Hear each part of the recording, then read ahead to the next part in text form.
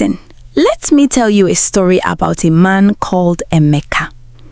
Good, hard-working Emeka. The kind of man that other wives will point at and say to their husbands, "Why can't you be more like him?" The kind of man who remembered his wife's birthday, fixed things around the house without being asked, and still held her hand in public after 5 years of marriage. Yes, that kind of man.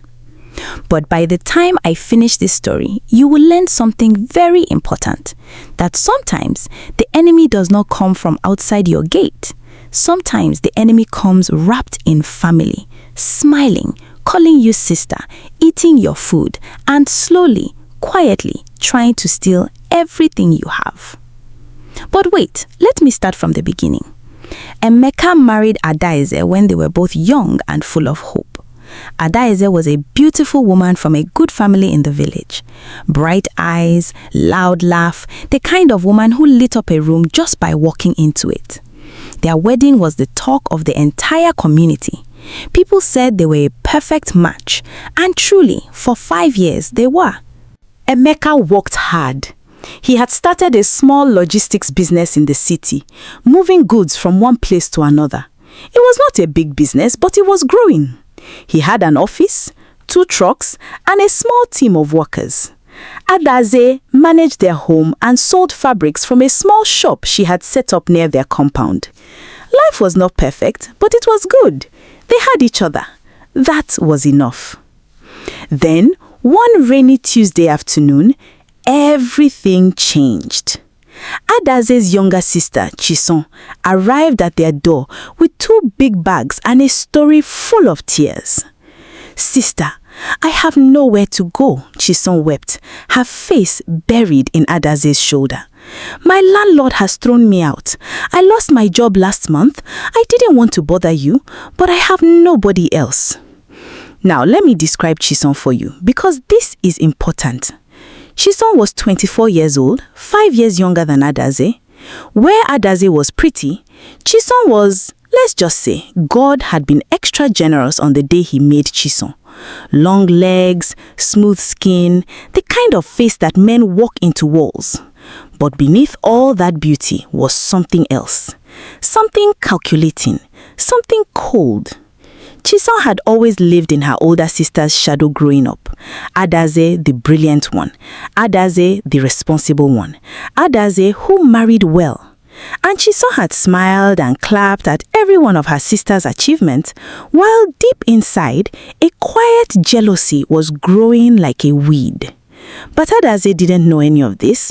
All she saw was her little sister crying at her door, needing help. "Emeka," Adaeze said that evening, "we have to help her. She is my blood."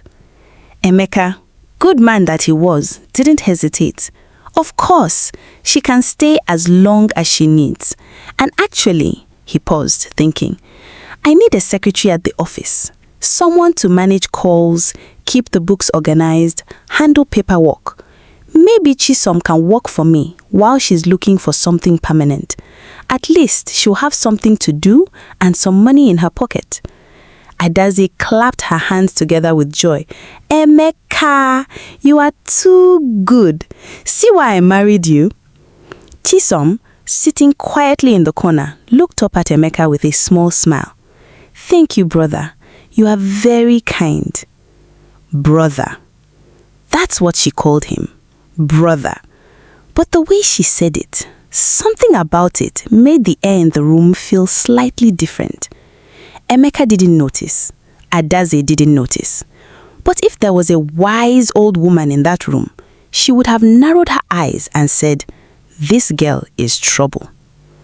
Chisom started working at Emeka's office the following Monday. And she was good at her job, you had to give her that. She organized his files, managed his calls professionally, kept the books neat. Within 2 weeks, Emeka's business was running more smoothly than it ever had. "Your sister is a hard worker," Emeka told Adaeze one evening. "She's really helping the business." Adaeze beamed with pride. "I told you, my family doesn't do things halfway." But somewhere between week 2 and week 3, Chisom began her real operation. It started small, so small you almost couldn't see it. She began dressing differently at the office.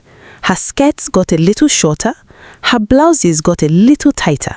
Nothing too obvious, just enough. She started bringing Emeka his tea every morning, placing it on his desk with a soft, "Good morning, brother," leaning just a little too close. She started staying late when everyone else had gone home, walking beside Emeka as he reviewed his accounts. "Let me help you," she would say, pulling her chair close to his. "Two heads are better than one." Emeka noticed none of it. Or rather, he noticed what he did not understand what he was seeing.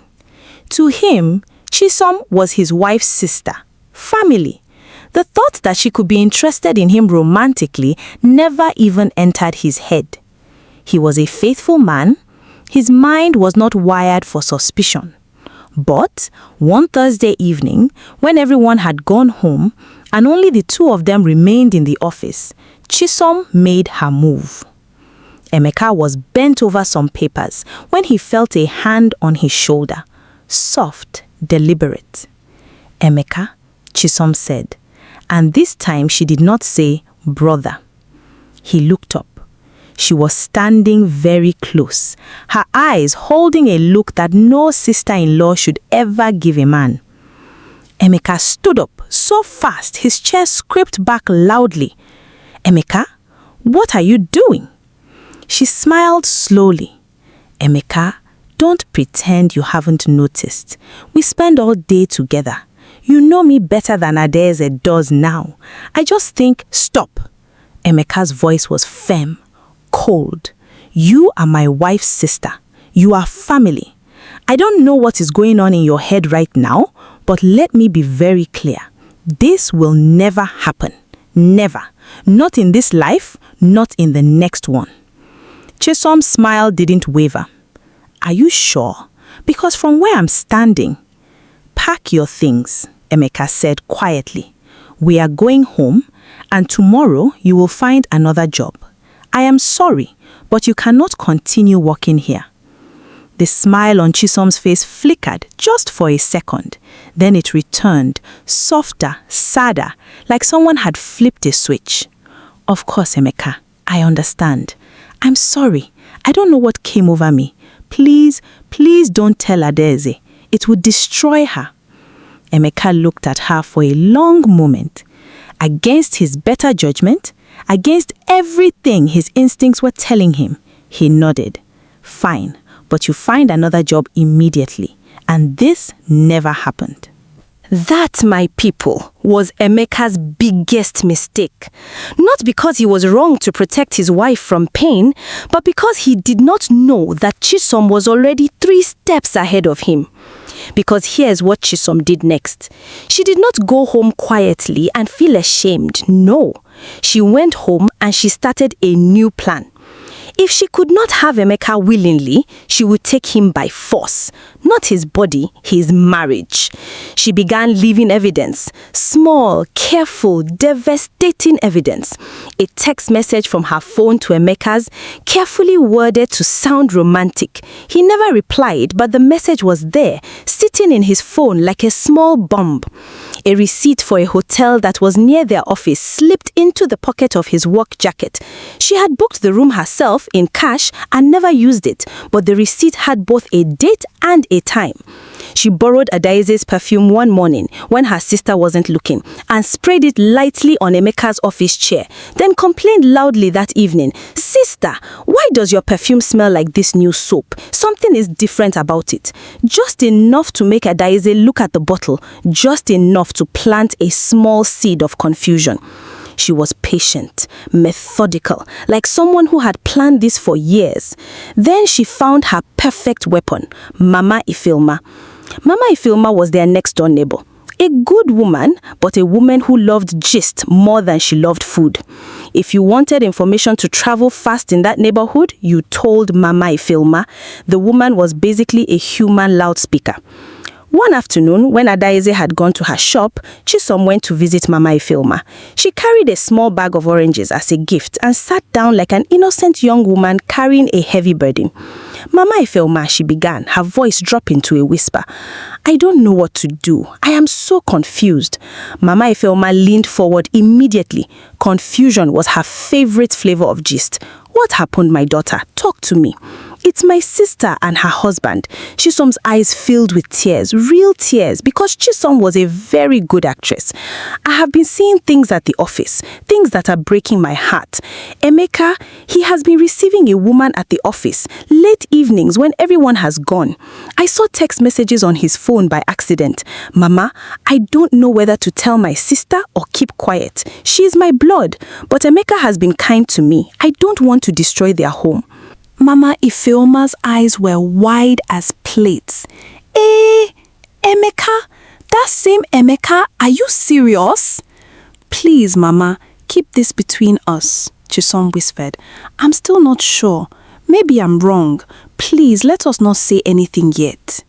Now, when someone tells Mama Ifeoma to keep something between them, what they are really doing is guaranteeing that the whole street will know by evening. This Chisom knew very well.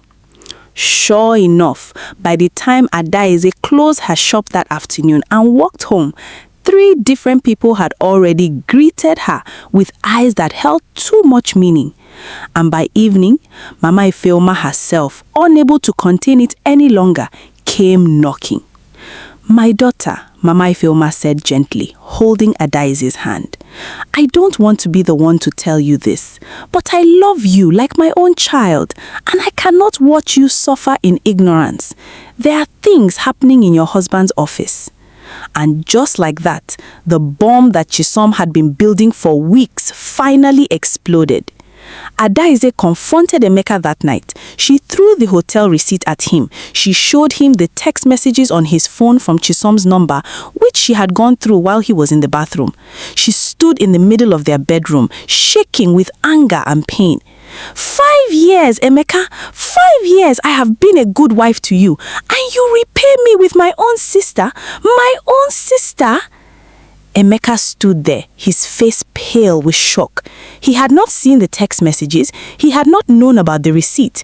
He stared at the evidence in front of him, and for the first time, he understood the full size of what Chisom had done. "Adaeze, listen to me. Don't touch me." She stepped back from him. "Chisom! Chisom!" Chisom appeared at the bedroom door, her face arranged into a perfect picture of guilt and sorrow. Eyes downcast, lips trembling. "Tell him," Adaeze said, her voice breaking. "Tell him what you told me. Tell him what you confessed to Mama Ifeoma." And here, my people, is where Chisom performed the greatest act of her entire career. She looked at Emeka with wet eyes and said softly, "I'm sorry, Emeka. I'm so sorry. I tried to stop my feelings, but I couldn't. Please forgive me. Both of you, please forgive me." Emeka's jaw dropped. "What feelings? Chisom, tell her the truth. Tell her nothing happened." "Nothing happened," Chisom said obediently, but with a small helpless shrug that said everything her words did not. The kind of shrug that meant nothing happened yet, but not for lack of trying on my part. It was masterful. Evil, but masterful. Adaeze looked between her husband and her sister and made up her mind. She packed a bag, took her phone and her handbag, and walked out of the house that same night to stay with her friend Nneka. Emeka was left standing in his own house, alone, confused, and burning with a frustration he did not know how to express. He called Adaeze. She did not pick up. He went to Nneka's house. Adaeze refused to see him. He sent messages. She read them and did not reply. For 2 weeks, this continued. Emeka went to work alone. He came home to an empty house. He cooked for himself, ate alone, slept alone, and wondered how his perfect life had collapsed so completely in such a short time. Chisom, meanwhile, had the audacity to still be in the house, playing the role of the guilty but repentant sister, cooking for Emeka, being gentle and helpful, waiting. "You should eat something," she would say softly, placing food in front of him. Emeka would push the food away without a word and go to his room. But here is where fate, or simple justice, stepped in. Among Adaeze's friends was a woman called Blessing. Blessing worked in the same area as Emeka's office. Quiet, observant Blessing, who had always liked Emeka and never trusted Chisom. Not since the day they were introduced, and she saw something flicker behind Chisom's smile.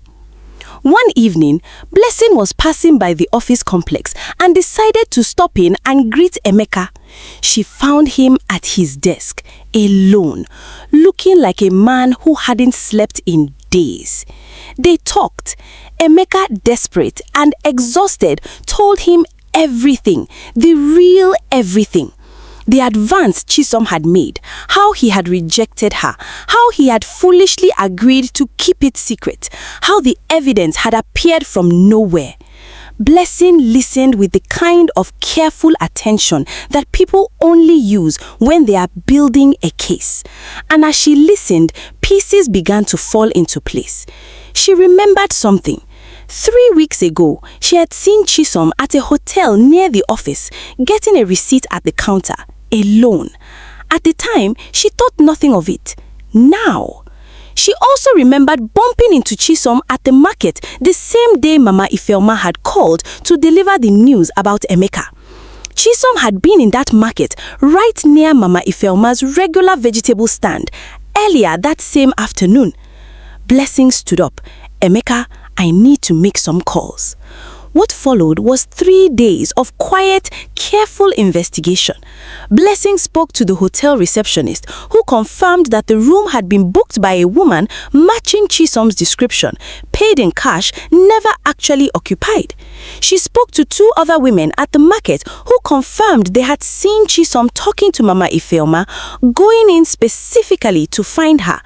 She even found a phone repair shop attendant who remembered a young woman coming in to test a SIM card, sending a few messages, then leaving without purchasing anything.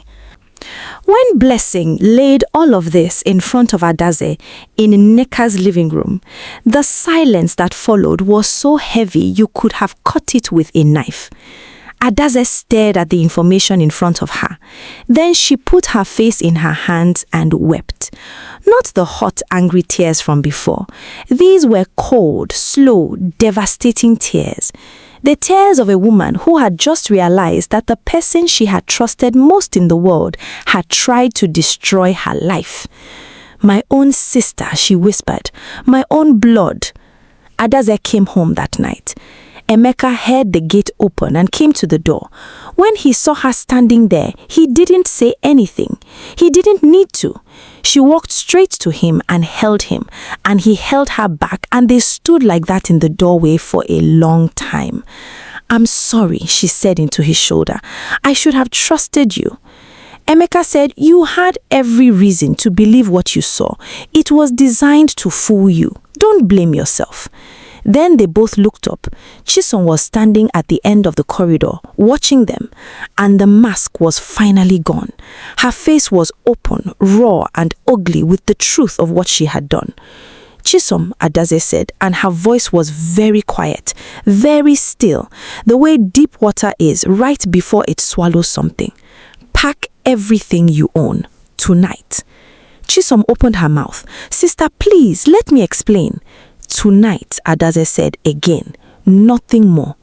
Chisom packed. She left with her 2 bags just as she had arrived, but this time with no tears, no welcome, and no return date.